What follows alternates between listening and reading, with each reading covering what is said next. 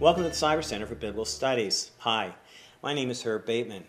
Today we want to look at a book in Kregel's Handbooks for Old Testament Exegesis.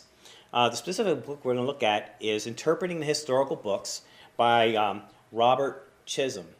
Today we have with us Tim Sprankle, pastor of Leesburg Grace Brethren Church in northern Indiana. Tim, welcome. Hi, Herb. Thanks for having me. My pleasure. Now, I know you've read through this book. Could you give us a little background as to how this book unfolds and lays out for us? Yeah, it's part of a series, and a lot of the books in the series have a similar format where it starts off with some general interpretation principles. So Chisholm opens up with just here's how you go about interpreting narrative literature.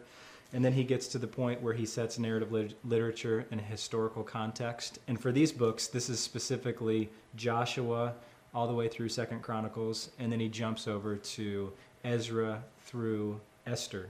And so he's looking at basically 1400 BC to 400, 450 BC. And so he sets these books in that context. And then he takes you through each book individually and what they contribute to the macro plot. And then he helps you understand, if you're going to preach through this book, how do you get at the theological principles? How do you even maybe analyze some of the textual issues that are behind that? And then as you're bringing it to the congregation, how do you make it relevant to them? In preaching, or if it's in your own personal study, what does this mean for my personal life? Okay, very good. What are some of the insights, as you think about having read through this book, what are some insights that Bob brings to interpreting the historical books as you think back on his presentations? Yeah, I really liked the first section of the book the most. That was where he gave you an overall understanding of discourse analysis, how to understand narrative literature. And I think anybody who's ever read a book, this is fairly intuitive. You look at things like plot, you look at things like character development, and then also setting.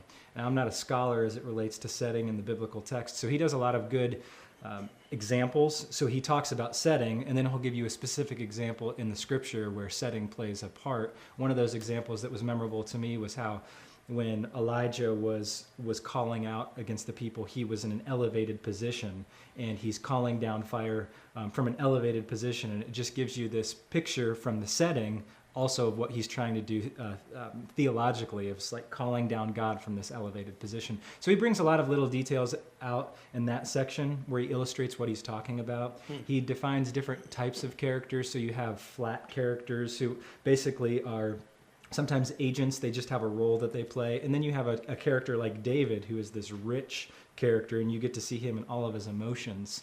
And one of the things that was most memorable about David in this book, it was great, is he points out one thing we should pay attention to when we read narrative literature is attributed speech. So when David talks, what does he say, and how does that contribute to the overall story or that particular episode? And David's first lines are these lines of, I'm going to kill you, followed by God is going to be exalted. And then his last two lines when he speaks as he's dying is, God is going to be exalted, and you need to avenge bloodshed. So you look at these speeches of David and you see, wow, these capture his whole life. Passion for God, but also this bloodthirstiness or this willingness to go to battle. And David is not just a flat character. There's ambivalence with him. And so I loved the way that he looked at speech, the way he looked at character developments. It's nothing absolutely new, but I can get into a routine where I'm reading scripture and I just start to gloss over things. So it's reminding me again when I'm reading literature, the way that these stories are put together. There's meaning in the beginning, a change of setting, and there's meaning in the way that people speak, and there's meaning in the way that a plot develops and sometimes gets interrupted and then gets further developed. And he goes through all that in his book. So it helps you see narrative literature with a clearer focus again. Wow, very good. When you think about the book and as you've reflected on it later, was there anything that you wish Bob had covered? Well, I will tell you, my overall feeling was he is great with the earlier history, and I don't know how he feels about the later history, but he doesn't cover it very much. Now, So when you say later history, I'm talking about the exilic and the post-exilic history. So he does a great deal of explanation and illustration through Joshua, through Judges. He's phenomenal in the book of Judges. And then you get to, you're like, did you even write about Esther? At points you're like wondering if he has done a lot of research on that, because most of his illustrations don't go to Ezra, Nehemiah, Esther. Chronicles and Kings are so big and somewhat repetitive. When he summarizes them, he does a good job of showing the different purpose between Kings and Chronicles. But I would have appreciated a little bit more on some of the later history, the exilic and post-exilic history, and then, well, specifically post-exilic. And then the other thing that I think he could have used in that book was some more charts, because he used a lot of terms in there, and could have probably analyzed some of his texts or some of his terms in a chart form that summarized it for a visual learner. He does that at one point, and he says a picture's worth 1,000 words, but it was almost a little too late in the book. So I think he could have used some more charts and more work on the post-exilic history. Okay.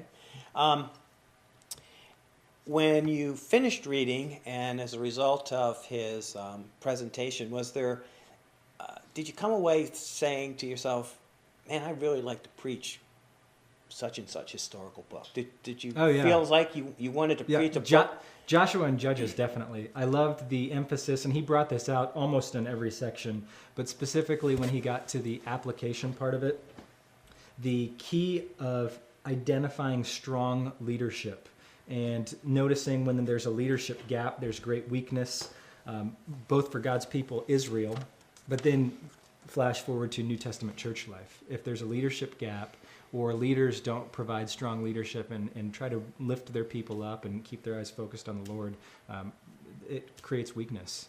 And so I read Joshua and Judges, the illustrations he had in there, and I go, I gotta study those sometimes and preach through those. Well, he does have a commentary on Judges and Ruth that just came out, a commentary on Judges and Ruth, again published by Kregel. And this might be another work to perhaps investigate and purchase in preparation for a sermon series on Judges. Well, Tim, thank you so very much for joining us.